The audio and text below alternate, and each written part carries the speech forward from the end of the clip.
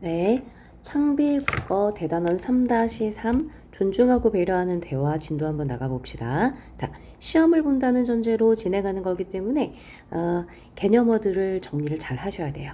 자, 대화는 다른 이와 이야기를 주고받으면서 생각과 느낌을 표현하는 기본적인 의사소통, 일상에서 대화할 때 가장 많이 하는 듣기 말하기, 상대방과 원활하게 소통하는 것이 대화의 목적을 이뤄나가는데 매우 중요하다. 원활한 소통이 중요하다.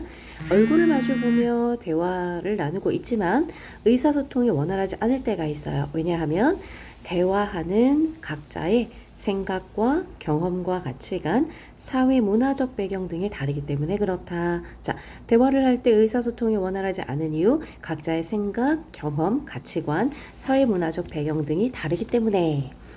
그래서 누구와 이야기하는지, 어떤 상황에서 이야기하는지 등이 굉장히 중요하다. 그러니까 상황과 대화, 대상이 중요하겠죠. 상황과 대상. 그래서 이 적절한 듣기 말하기 방법에 따라서 의사소통이 원활하게 이루어져야 한다. 교통과 통신이 발달하지 않았던 예전에 먼 거리에 사는 사람들과 만나는 거 어렵기 때문에 다른 지역으로 언어가 쉽게 전파되지 못하고 지역민들끼리 사용하는 언어가 발달했는데 방언이라고 한다. 방언은 정겹고 친밀한 느낌을 주지만 장점이죠. 공식적인 상황에서 정확한 의사소통을 위해서는 표준어를 사용하는 것이 좋다. 방언과 표준어는 상호 보완적인 관계, 서로 부족한 점을 채워주는 관계이기 때문에 각각의 기능과 가치를 알고 상황에 맞게 적절하게 사용하여야 한다. 자, 예를 들어 엄마는 솔이라고 얘기하고 아버지는 정구지라고 이야기합니다. 자, 정구지, 그 다음에 솔, 이거는 전부 다 부추를 뜻하는 단어예요. 그러면 솔과 정구지는 지역 방언이 될 겁니다. 특정 지역에서 쓰는 지역 방언, 부추는 표준어가 되겠죠. 자, 장점은요, 단어를 아는 사람들끼리 사용하면 정겹고 친밀한 느낌, 그러나 정확한 의사소통에는 어려움이 있다. 지역마다 이름이 다르니까 같은 내용을 이야기해도 모를 수가 있어요. 상대방이 모르는 말을 하더라도 소통하고 노력하라는 자세가 중요하다. 우리가 지역 방언을 이해하고 받아들이는 태도에 관한 얘기겠죠. 자, 방언은 지역 방언 말고도 이렇게 성별과 세대에 따른 사회 방언이 있어요. 이렇게 방언은 두 종류가 있습니다. 지역 방언과 사회 방언이 있다. 이 정도는 용어로 알아두시고, 자, 그럼 사회 방언은 각자의 경험과 문화적 상황이 다르기 때문에 저마다 다르게 형성되고 점점 빠르게 변화하면서 서로 간의 사고방식이 더 차이 날 수 있어요. 자신만의 생각만 굳게 지키려고 하면 문제가 생기고 멀어집니다. 그래서 그 차이를 받아들이려고 노력해야 한다. 뭐하니? 컴퓨터 게임 말고 할 일이 많지 않아? 할 일이요? 게임이 제 할 일인데 조금만 할게요. 자, 두 사람의 대화가 적절하지 않죠?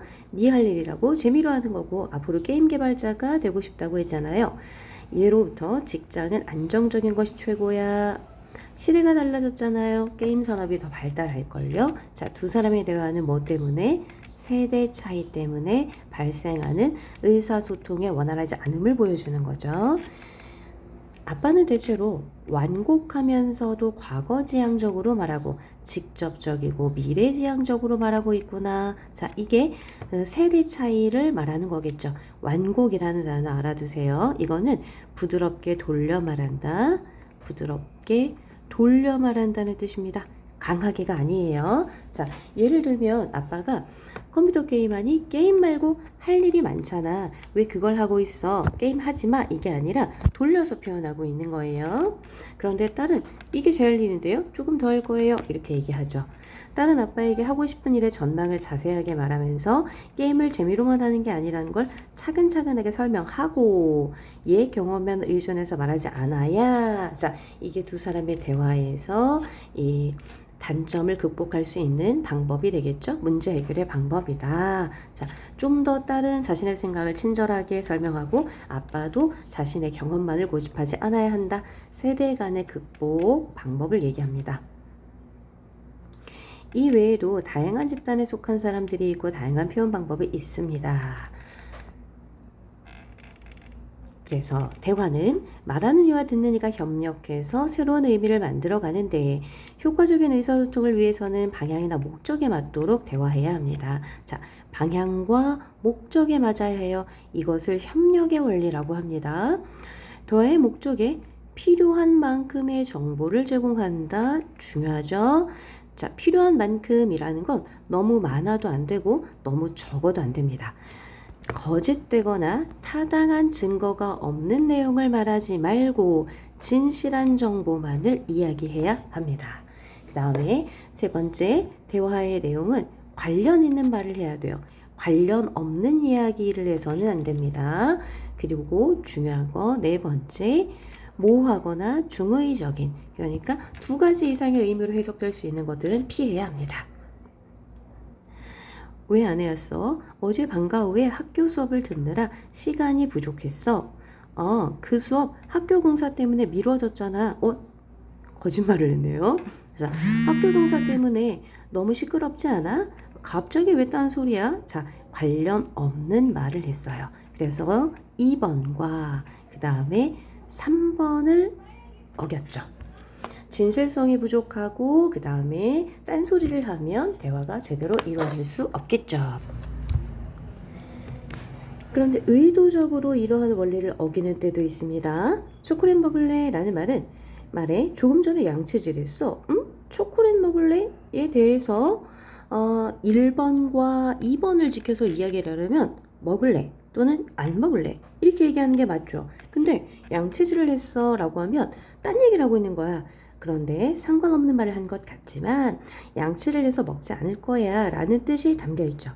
표면적으로는 원리에 맞지 않는 말을 하는 것 같지만 실제로는 함축적으로 표현한 것이 됩니다.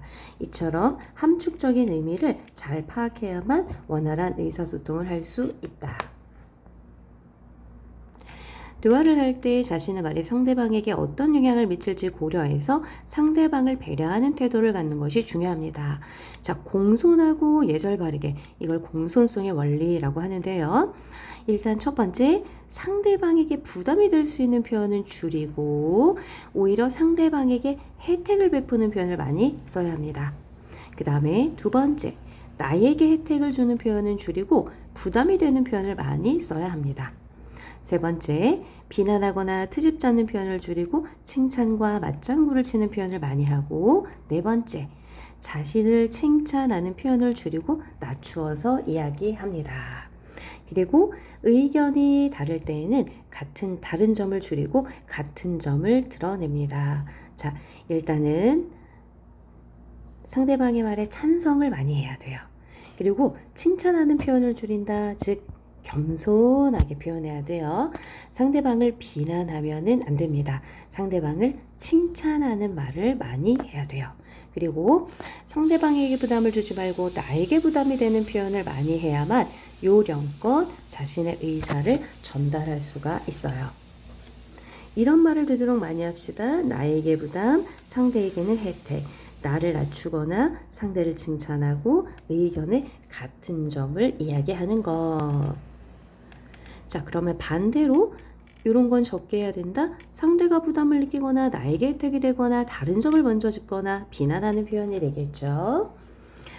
창문을 닫아달라고 말하려고 할 때 원활하게 하려면 목적에 맞게 필요한 정보를 제공하려면 문 좀 닫아 라고 하는 게 좋아요. 충분하죠. 그런데 바람이 많이 들어와서 쌀쌀하네, 문 좀 닫아줄래? 라는 표현을 많이 씁니다. 그러니까 좀 더 우회적인 방식을 많이 쓰죠.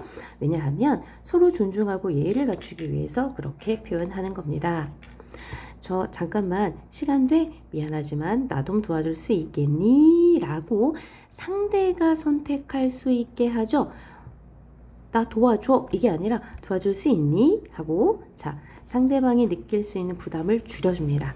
무슨 책을 그렇게 많이 읽고 있어? 수업 시간에 사용할 책이네. 내가 다 들기 힘들어서 조금만 나눠서 조금만 부담을 줄여주기 위해서 2층까지 옮겨줄 수 있을까? 알았어. 역시 넌 최고야. 칭찬합니다. 도움이 필요하면 언제든지 나에게 말해. 혜택을 주는 표현까지 사용하고 있어요. 자, 이 부분은 읽어보면 거절할 여지가 있어서 부담이 덜하죠. 질문 형식을 사용하면 안 된다라는 선택을 할 수 있기 때문에, 그리고 진심으로 고마워하고 예의에 어긋나는 말은 하지 않아야 합니다. 그리고 다음에 상황이 허락되면 도와줄게 라고 혜택을 주는 말을 하는 것이 좋다. 다른 사람과 대화하는 것은 우리에게 만족과 기쁨을 주지만 불쾌한 경험으로 남게 될 때도 있기 때문에, 대화하는 과정에서 문제가 생긴다 하더라도 소통하는 것을 멈추면 안 됩니다. 그래서 노력을 하면서 여러 가지 갈등이나 문제 상황을 해결해 나가는 것이 중요하다라고 이야기합니다. 자, 요약되어 있는 글을 잘 읽어보고 되도록이면 사소한 것까지 암기하려고 해야 시험에서 시간이 조금 단축될 수 있습니다.